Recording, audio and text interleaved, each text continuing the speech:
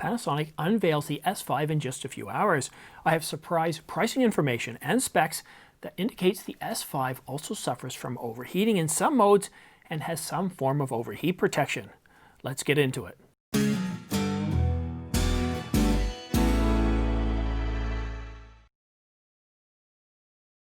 Hi, I'm Simon. Thanks for tuning into The Ordinary Filmmaker. If you're new here, subscribe to get notification of new videos like this one so you don't miss any news, rumors, or tutorials. And all the links to everything I talk about in this video, including gear discussed and the Canon EOS R5 contest giveaway details, are placed in the description down below along with my affiliate links. So if you need new gear and you also want to help support this channel, consider using my affiliate links for B&H and Amazon. And if you're looking at buying stuff in Canada, consider Downtown Camera. First up, the price. The Panasonic S5 is not an entry-level full-frame mirrorless camera that we first heard rumors about. However, it is Panasonic's most affordable full-frame mirrorless camera, so I do understand the confusion.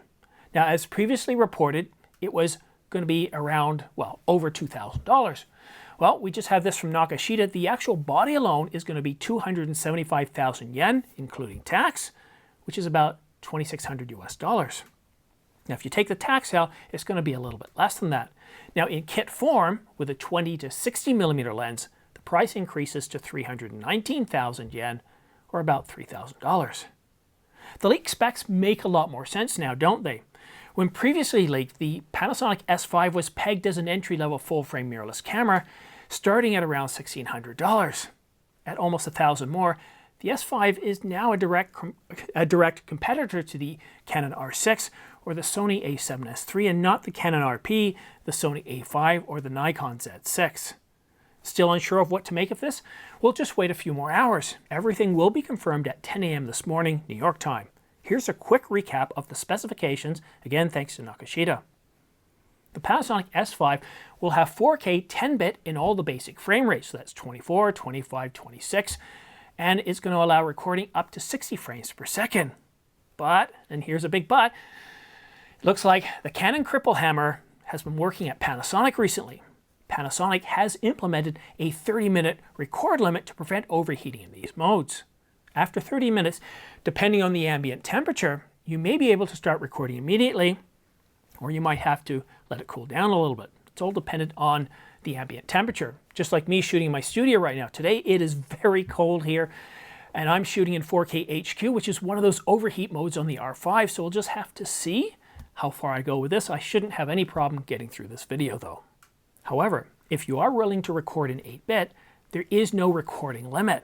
But unlike the R5 and their non-overheat modes, which has no limit whatsoever, there is a temperature limit that could end recording in these 8-bit modes in 4K.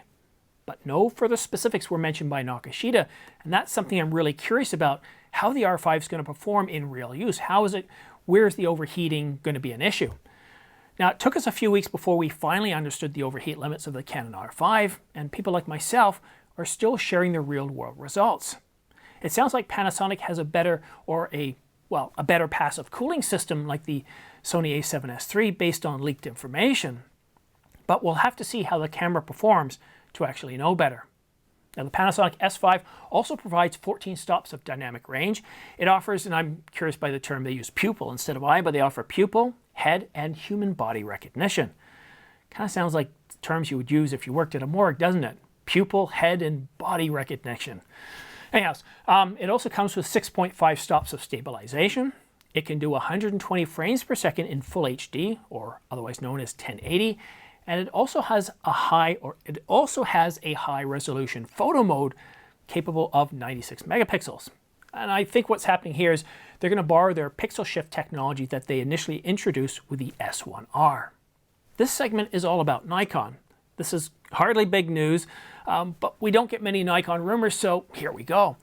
Nikon just registered 2 wireless remote controllers, the N1839, the N2012 in Taiwan NCC. Both support 2.425 GHz, 2.450 GHz, and 2.475 GHz. They get better names once released and are likely the successors to the WR10 and WRT10. I told you it wasn't big news. My channel, The Ordinary Filmmaker, reached a new milestone today. I received my first non-solicited item this afternoon. It's the Peargear 7.5mm f2.8 prime fisheye lens. Now Peargear makes this lens for both APS-C cameras like the EOS, why can't I speak now? The EF-M mount, such as the M6 and MFD cameras, and that's it right there. If you've been wondering what this is at the edge of my desk, it's not some sort of cooler, it's the lens. So let me take it out. Let's take a quick look at it. This is it right here. I love these. You know, it's amazing. Here, what is this down here that I've got here? This is the Canon 24-105. I mean, look at the size of these lenses. It's amazing. Just, I love technology. I'm really excited to try it out, but sadly, it's for the EF-M mount. And like probably most of you know, I don't yet have an EF-M body to test it out. Perhaps Patrick at Downtown Camera will loan me an EF-M mount camera and give it a go when I return my lenses that I borrowed from him last week. That's the 800mm and the 15-35. Now this Peargear lens, as you can tell, isn't very big and it's not bold like the RF glass, like the 24-105, but it's got solid metal construction and it feels really good in my hands, and believe it or not, this little guy weighs 340 grams. That's almost a pound for this compact lens, and while not heavy, it certainly feels solid and well built. But I'm going to need to obtain the Canon M6, 5, 4, 3, 2, or M10 if I'm going to be able to review it further.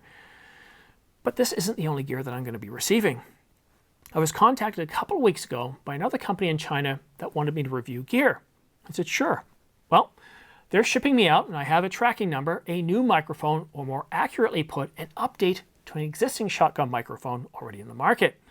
The good news is that I already have the XLR cable, a mic stand, and the adapter to be able to hook it up to my R5. But I'm sure these won't be the only gear or kit that I receive for review. And as you're probably aware of if you've been watching my channel for a while, I strongly believe in transparency. For any gear that I receive, I'll let you know how I got it. So, was it solicited, unsolicited, or did I request it? Did it cost me anything? Are there any strings attached? And do I get to keep it? So let's take a look at this guy again. It was unsolicited. There are no strings attached and I don't have to return it. And I'm going to do this with every bit of kit that I cover.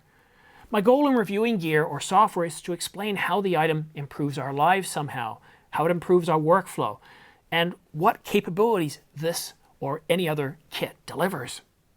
While I have affiliate links and they help support this channel, I want you to buy gear from vendors that you prefer and that offer you the best prices and customer experience.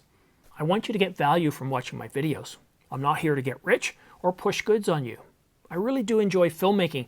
I enjoy the technology behind it. I enjoy photography.